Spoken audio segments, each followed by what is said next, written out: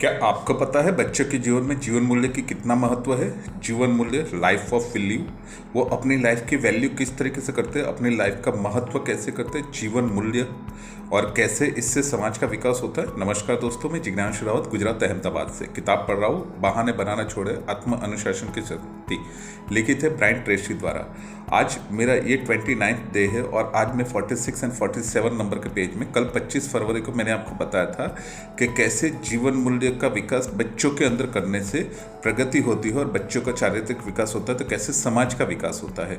और ये जीवन मूल्य किस तरीके से सिखाए जाते हैं? इंस्ट्रक्शन के द्वारा, एक निर्देश देके, दूसरा अध्ययन के द्वारा, स्टडी करके, और तीसरा है प्रवृत्ति करके, अभ्यास करके, प्रैक्टिस के द्वारा। जिसमें मैंने कल 25 फरवरी को आपको बताया था, 25 फरवरी 2022 फ्राइडे को बताया था कि कैसे इंस्ट्रक्शन देके हम बच्चों के अंदर इन जीवन मूल्य को उतार सकते हैं। जीवन मूल्य को सिखाना हर एक माता पिता के उत्तरदायित्व में से सबसे एक महत्वपूर्ण रिस्पॉन्सिबिलिटी है। आपको बच्चों के बार बार बहुत ही प्यार से और आसानी से, समर्थतापूर्वक, धीरजपूर्वक ही आपको समझाना चाहिए। आप जैसे जैसे उनको ये जीवन मूल्य के बारे में सिखाते हैं, उनका महत्व सिखाते हैं कि कैसे वो लोग जीवन मूल्य के साथ में जीवन जिएंगे तो उनको कितना फ़ायदा होगा, और इससे अतिरिक्त उसकी अवहेलना करने पर, उन जीवन मूल्य को नहीं मानने पर कैसे उनको विपरीत परिणाम भी मिल सकते हैं। जैसे कि आपने उनको बोला कि सच बोलना कितना ज़रूरी है, लेकिन असत्य बोलने से या अर्ध सत्य बोलने से उनको कितनी तकलीफ होगी, ये भी आपको उनको स्पष्ट करना जरूरी है। बच्चे अपने आसपास के जितने भी लोग हैं उनकी बातों को क्या तुरंत ही सच मान लेते हैं और तुरंत ही उनको वो सोच लेते, लाइक स्पंज की तरह होता है, वो तुरंत ही सोच लेते उनकी सब बातों को। और उनका जो मन होता है, उनका जो हृदय होता है, वो गीली मिट्टी की तरह होता है। कौन सी गीली मिट्टी? रेत की गीली मिट्टी की तरह। उसके ऊपर आप कुछ भी लिखे तो वो चीज़ बच्चों के लिए एक पत्थर की लकीर बन जाती है और वो उनकी बिलीफ सिस्टम बन जाते हैं। उनको संसार का देखने का जो एक नज़रिया है, दृष्टिकोण है, उसके ऊपर आपके इन सब जीवन मूल्य की बहुत गहरी छाप पड़ती है। ये जीवन मूल्य कहाँ पर देखते हैं बच्चों को? आपके व्यवहार के अंदर माता पिता के जीवन मूल्य बच्चे देखते हैं।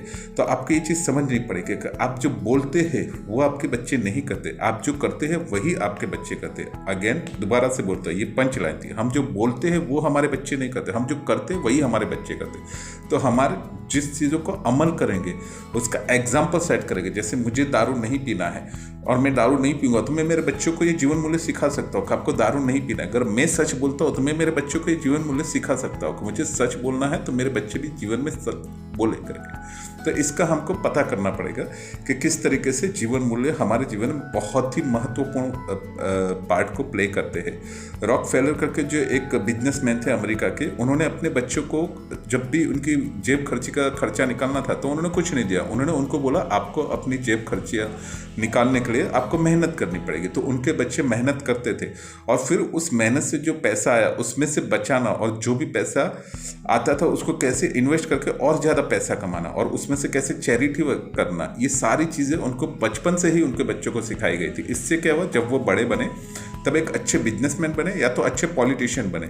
और उनकी तुलना में अमेरिका के जो दूसरे महान उद्योगपति थे, जो दूसरे अमीर उद्योगपतियों के बच्चे थे, उनको अंदर ये आर्थिक अनुशासन, फाइनेंशियल सेल्फ डिसिप्लिन उन लोगों के अंदर थी ही नहीं। जबकि उसके कंपैरिजन के अंदर रॉकफेलर के जो बच्चे थे और उनके परिवार के जो भी संतानें थी, उन सबके अंदर फाइनेंशियल सेल्फ डिसिप्लिन बहुत ही अच्छी तरीके से थे। तो ये पहला उदाहरण था कि कैसे हम जीवन मूल्य को बच्चों के जीवन में इंस्ट्रक्शन देके हम समझा सकते हैं। आज जो मैं बता रहा हूँ वो हम कैसे अध्ययन करके हम बताते हैं। हम जो भी जीवन मूल्यों की सराहना करते हैं उसको हमें अध्ययन करना चाहिए, उसकी हमें स्टडी करनी चाहिए। जब भी हम इन जीवन मूल्यों का अध्ययन करते हैं तब हम उन्हें सीखते भी जाते हैं।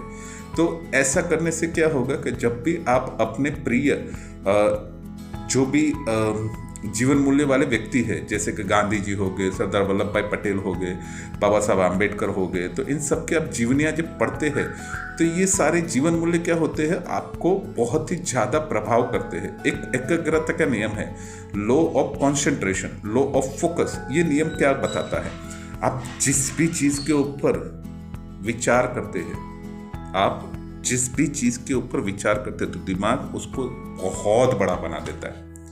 एकाग्रता का नियम क्या कहता है, आप जिस भी चीज़ों के ऊपर विचार करते हैं वो अपने आप बहुत बड़ा बना लेता है उन सब चीज़ों को।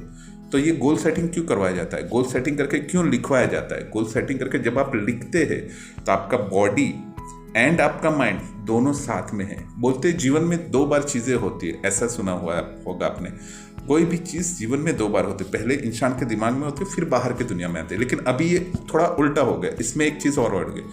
कितनी बार जीवन में चीज़ बनती है? 3 बार होती है। कहाँ पर? पहले इंसान के दिमाग में आती है, फिर वो पेपर के ऊपर आती है, और फिर बाहर की दुनिया में आती है। आज जो बहुत ही टैलेंटेड लोग हैं वो क्या करते हैं, दिमाग में आते हैं और फिर उसको तुरंत ही वहाँ पर लिखे, लेकिन वो कहीं ना कहीं पे पहले पेपर में बनी हुई है। जब आप पेपर पे लिखते हैं तो आपका माइंड एंड आपकी सोल, आपकी जो आत्मा है, एंड आपका जो माइंड है, मतलब आपका मन, आपका शरीर और आपकी आत्मा, तीनों उसके साथ में क्या कनेक्टेड हो जाती है, और वो इस विचार को इतना बड़ा बना लेती कि आपके अवचेतन माइंड में चली जाती।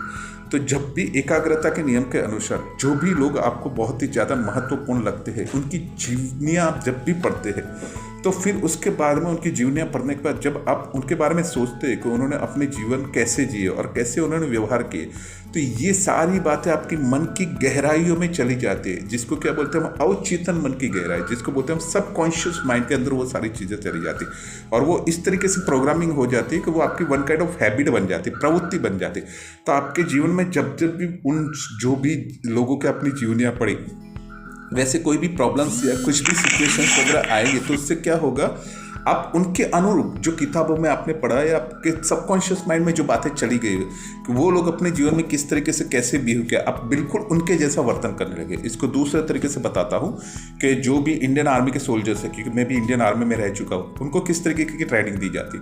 उनको हमेशा साहस, ब्रेव रहना, कुछ भी सिचुएशन आ जाए उसके सामने लड़ने के लिए, fighting attitude, not quitting attitude, हमेशा फाइट करने के लिए रेडी रहना, सामना करने के लिए रेडी रहना, चैलेंज लेने के लिए रेडी रहना।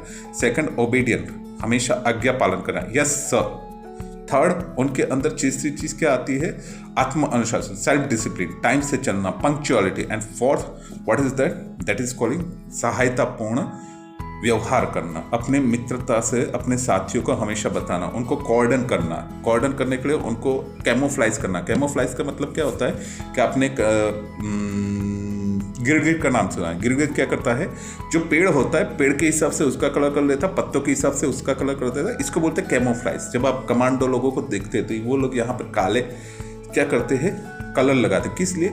जब भी आप नाइट के टाइम में होते हैं तो आपका चेहरा दिखने, उस कालों के साथ में आपका चेहरा भी पूरा, जो नाइट का प्रकाश हो, नाइट का जो कालाश होती है, उसका जो डार्कनेस होता है, उसमें आपका चेहरा कहीं पर दिखने, तो आप अटैक करने के लिए दुश्मन के ऊपर रेड रहे।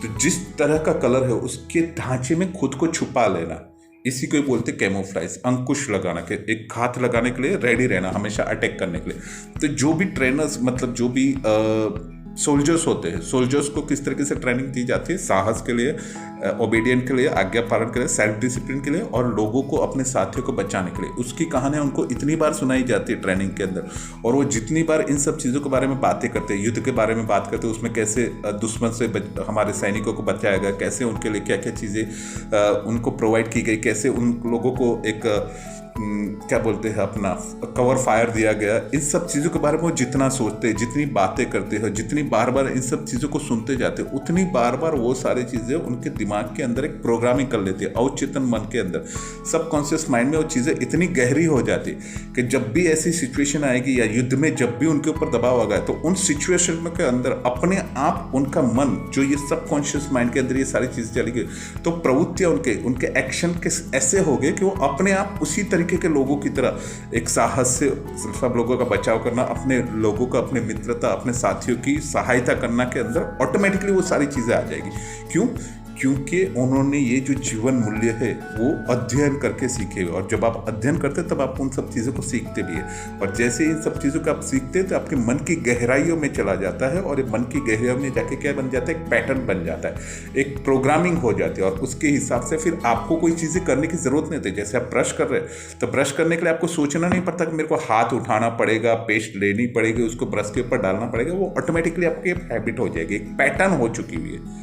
तो इस तरीके से भी जीवन मूल्य आते हैं। तो ये दूसरे दिन का मेरा जो था कि कैसे आप जीवन मूल्य को सीख के एक निर्देशों के द्वारा, इंस्ट्रक्शन द्वारा कैसे हम बच्चों को सिखा सकते हैं, और कैसे हमारा व्यवहार होता है उसमें ये जीवन मूल्य दिखते हैं, जिससे कि वो बच्चों के ऊपर एक निर्देशों के द्वारा आता है। और आज के मेरे 27 फरवरी 2022 सैटरडे के दिन में मैंने जो बताया कि कैसे जीवन मूल्य को हम सीख के अपने सबकॉन्शियस माइंड में उसका प्रोग्रामिंग होता है।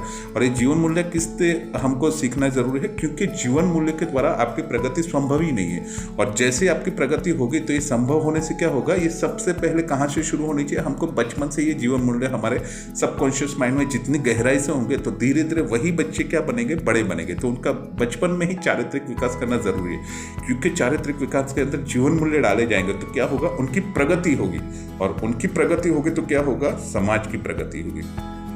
तो समाज की प्रगति करने के लिए बच्चों का चारित्रिक विकास करना जरूरी है। बच्चों के चारित्रिक विकास के लिए जीवन मूल्य जरूरी है। और जीवन मूल्य कैसे किए जाते हैं, निर्देशों के द्वारा, स्टडी के द्वारा, अध्ययन करके, और तीसरा है अभ्यास के द्वारा, जिसको मैं कल 28 फरवरी 2022 रविवार के दिन में मैं बताऊंगा। तो आज के दिन में इतना ही था दोस्तों। ये मेरे जो विचार है, ये विचार डालने के मतलब क्या है कि कोई भी विचार कहाँ पर, मैं अभी इसको यूट्यूब के ऊपर भी कर रहा हूँ, अपलोड कर रहा हूँ, जिसके द्वारा ये विचार, ये जो एनर्जी है वो सिर्फ मेरे में ना रह के, ये जो ब्रायन ट्रेसी के विचार वो सिर्फ एक किताब में रह के, सिर्फ मेरे माइंड तक ना रह के, मैं उसको ट्रांसफॉर्म करने की कोशिश कर रहा हूँ कि मेरे में से ये जो एनर्जी निकल रही है, मेरे को ये जितना भी कुछ पता चल रहा है वो मैं आपको वीडियो के द्वारा धीरे धीरे मैं आपके मोबाइल्स में आ रहा हूँ, आपके मोबाइल से अभी धीरे धीरे मैं यूट्यूब के मोबाइल में वो लेके जा रहा हूँ। और वो मोबाइल का अगर आपको लगता है कि वो यूट्यूब चैनल को सब्सक्राइब करके, लाइक करके, उसको शेयर करके शायद दूसरे किसी की लाइफ में भी, कि शायद कोई बंदा कहीं पे जूझ रहा हो और शायद एक किताब की बात है, शायद मेरे समझाने का तरीका, शायद आपके एक शेयर करने से वो सारी चीज़ें, वो सारी एनर्जी दूसरे लोगों तक भी जाएगी और उसकी लाइफ ट्रांसफॉर्म हो गई। तो ये मेरा मिशन है कि एक अच्छे विचारों द्वारा लोगों की जिंदगी में परिवर्तन लाने की कोशिश करूँ। नमस्कार दोस्तों, मैं जिग्नेश राउत, गुजरात अहमदाबाद से। Thank you so much.